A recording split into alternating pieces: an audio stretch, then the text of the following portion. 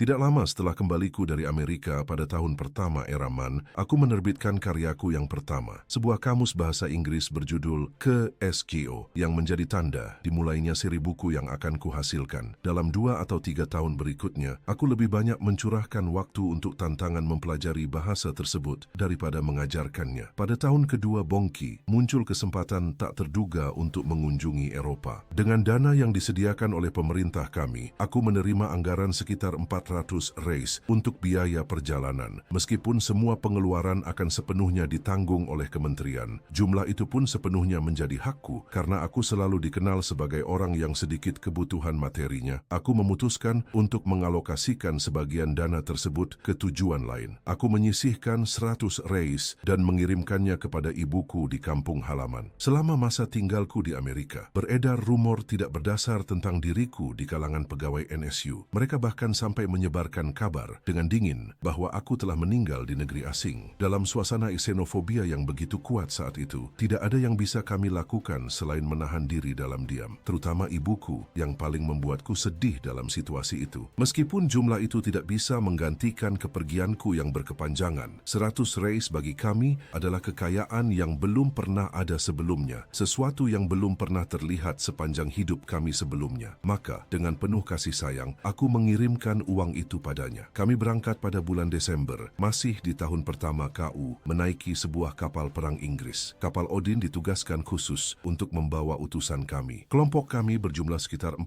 orang, termasuk mereka yang bertugas menangani urusan umum. Ada juga beberapa samurai dari berbagai klan yang atas inisiatif sendiri meminta kepada para petugas untuk dibawa sebagai asisten. Kami semua mengenakan pakaian tradisional Jepang dengan sepasang pedang di pinggang. Dengan demikian, kami berjalan di jalanan London dan Paris, pemandangan yang tidak biasa.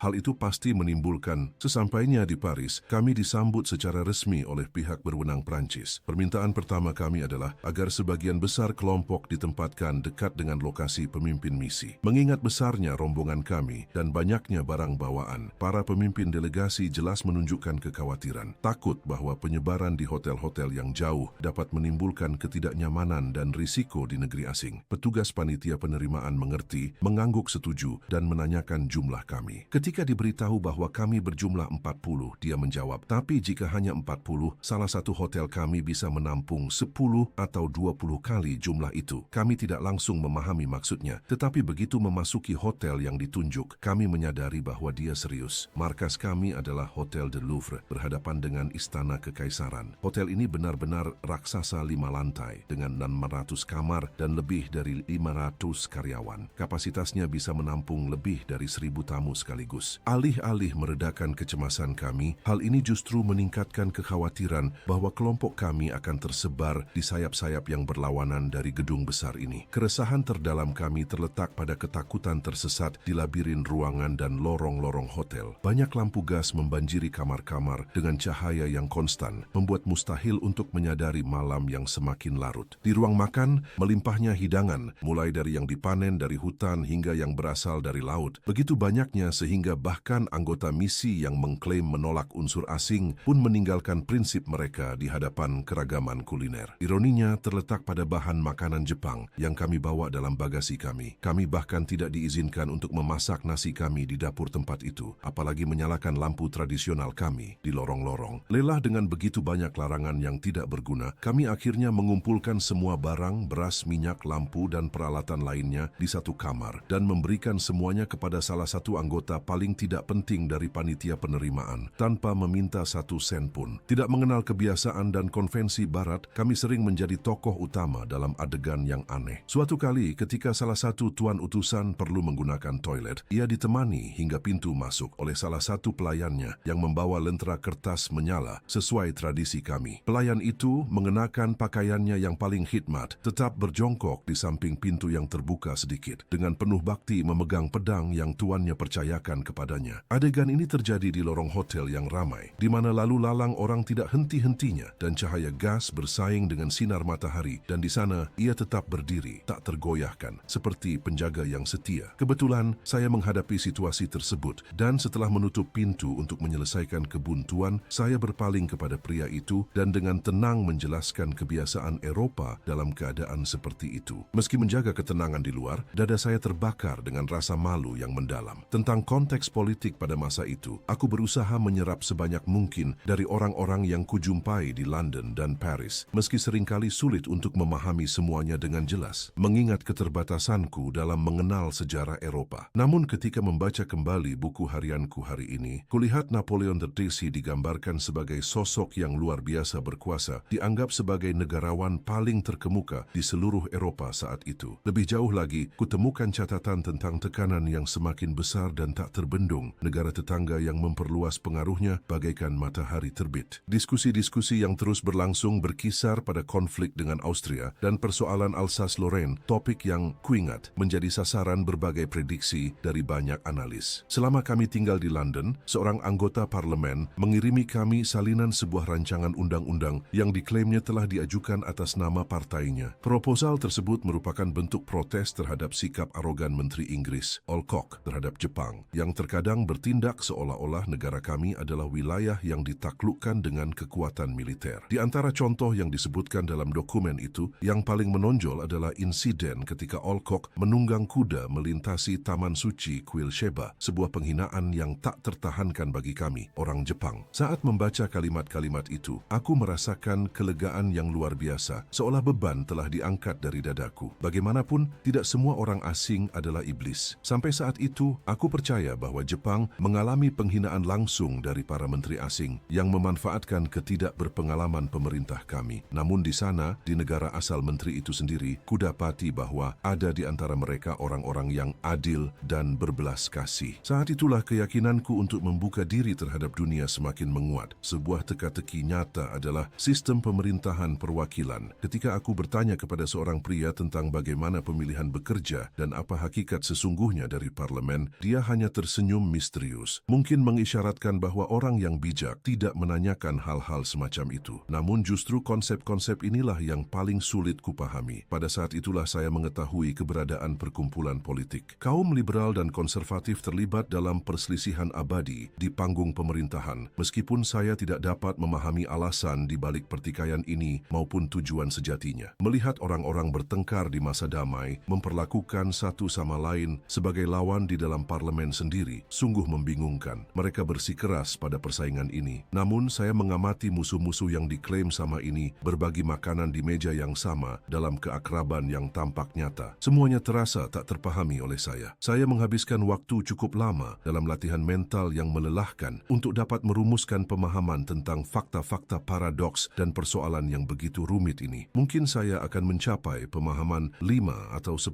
hari setelah penjelasan yang diberikan. Namun secara umum, kunjungan pertama ke Eropa ini sangatlah instruktif. Di antara semua bangsa Eropa, orang Belanda memberikan sambutan yang paling hangat kepada kami. Ini merupakan konsekuensi alami dari hubungan unik yang Jepang jalin dengan Belanda selama 3 abad. Selain itu, semua anggota misi yang memiliki pengetahuan bahasa asing telah mempelajari bahasa Belanda sebelum bahasa lainnya. Oleh karena itu, dalam hal penguasaan bahasa, Belanda terasa hampir seperti tanah air kedua bagi kami. Saya teringat sebuah episode yang sangat mencerahkan. Suatu kali di Amsterdam, selama dialog dengan para pedagang dan bangsawan setempat, utusan kami bertanya tanpa sengaja, apakah pembelian dan penjualan tanah di Amsterdam diizinkan tanpa batasan? Mereka menjawab, tentu saja bebas. Apakah kalian juga menjual tanah kepada orang asing? Ya, asalkan orang asing itu bersedia membayar, kami akan menjual sebidang tanah apapun kepada siapa saja. Jadi, jika seorang asing menginvestasikan jumlah besar untuk membeli wilayah luas guna mendirikan benteng, apakah kalian akan mengizinkannya? Orang-orang Belanda tampak bingung menjawab, kami tidak pernah mempertimbangkan kemungkinan seperti itu. Meskipun ada banyak orang kaya di Inggris, Prancis, dan negara-negara lain, kami tidak percaya ada pedagang yang akan berinvestasi dengan cara seperti itu. Dialog itu mengungkap jurang ketidakpahaman timbal balik. Kami, para penerjemah, sangat terhibur dengan pertukaran ini. Tidak mengherankan bahwa Jepang menghadapi begitu banyak kesulitan ketika pengendalian bisnis asing diserahkan kepada orang-orang yang menunjukkan pola pikir seperti itu dalam hubungan mereka dengan Barat. Sebuah gagasan absurd yang melingkupi kedutaan kami adalah bahwa anggotanya harus menghindari kontak sebanyak mungkin dengan orang asing atau mengenal negara itu. Kami mempertahankan doktrin isolasi bahkan saat menjelajahi negeri asing. Di sini saya perlu mengakui kelemahan saya sendiri. Meskipun saya selalu hidup dan bahkan cenderung pada beberapa keangkuhan, kenyataannya adalah saya memiliki sisi yang tertutup ketika menyangkut mengambil nyawa atau bahkan menyaksikan jenis luka apapun. Begitulah, selama masa tinggal kami di Rusia, pria dengan kepekaan halus ini akhirnya terseret untuk menyaksikan operasi bedah yang rumit. Sahabat-sahabat saya, Nona Ann dan Zuki, sangat antusias dengan kesempatan ini karena mereka berdua berpraktik di bidang kedokteran. Mereka bersikeras agar saya menemani mereka ke ruang operasi rumah sakit. Di sana, seorang ahli bedah mengenakan semacam jubah, mengaplikasikan kloroform pada pasien yang terbaring di atas meja yang lebih mirip seperti meja jagal. Kemudian, dia mengangkat pisau bedah yang berkilauan dan membuat sayatan di sisi tubuh pria itu, semburan darah yang deras. Cairan merah itu muncrat ke celemek dokter. Ini adalah operasi pengangkatan batu ginjal. Saya terus mengamati gerakannya hingga saat dia memasukkan alat mirip tang ke dalam sayatan untuk mengeluarkan batu tersebut. Saat itulah pusing menyerang saya. Salah seorang rekan saya membawa saya keluar dari ruangan dan memberikan saya air. Sejak awal perjalanan kami, gerakan anti orang asing di Jepang semakin menguat. Begitu pula kesalahan-kesalahan kita dalam diplomasi internasional. Di Rusia, utusan kita pernah mencoba menjadi penengah dalam konflik perbatasan. Saya hadir selama negosiasi dan menyaksikan bagaimana protes kita diterima dengan ejekan. Perwakilan kita dengan cermat membentangkan peta dan menunjukkan bahwa sesuai diagram di mana wilayah Jepang ditandai dengan warna biru dan Rusia dengan merah, garis pembatas seharusnya mengikuti jalur tertentu. Oleh karena itu, sudah seharusnya Jepang mengklaim semua wilayah dalam batas itu. Orang-orang Rusia lalu membalas dengan ironi, jika warna di peta yang menentukan luas wilayah, mereka cukup mengecat seluruh planet dengan warna merah untuk mengklaim seluruh dunia. Kelucuan ini membuat delegasi Jepang tidak mampu mempertahankan argumen mereka. Pada akhirnya, tidak ada pilihan lain selain meninggalkan klaim mereka. Saya keluar dari negosiasi itu dengan perasaan sangat patah semangat. Masa depan seperti apa yang menanti Jepang? Selama rakyat kita bersikeras pada sikap arogan ini, menolak untuk terlibat dalam pertukaran yang sejati dengan dunia yang beradab. Setiap kemajuan dalam gerakan xenofobia ini akan berarti erosi kekuatan nasional kita, belum lagi prestis. Gagasan sederhana tentang konsekuensi isolasi ini membuatku dipenuhi rasa malu. Suatu kali, aku memiliki dialog tertutup dengan seorang anggota panitia penerimaan. Ia membawaku ke ruang pribadi dan mulai membicarakan urusan pribadiku. Aku kurang mengenal Jepang. Mungkin tidak pantas bagiku untuk berpendapat, tetapi dengan logika dasar, aku menyadari bahwa itu bukan tempat untuk pemuda yang berambisi. Itu adalah bangsa yang kecil, dengan sedikit peluang untuk pencapaian besar. Bagaimana jika kamu menetap di Rusia? Aku menyampaikan pendapat jujurku. Sesuai yang kurasakan, aku bekerja untuk kedutaan. Tidak mungkin bagiku meninggalkan posisiku dan tinggal di sini seperti yang kamu usulkan.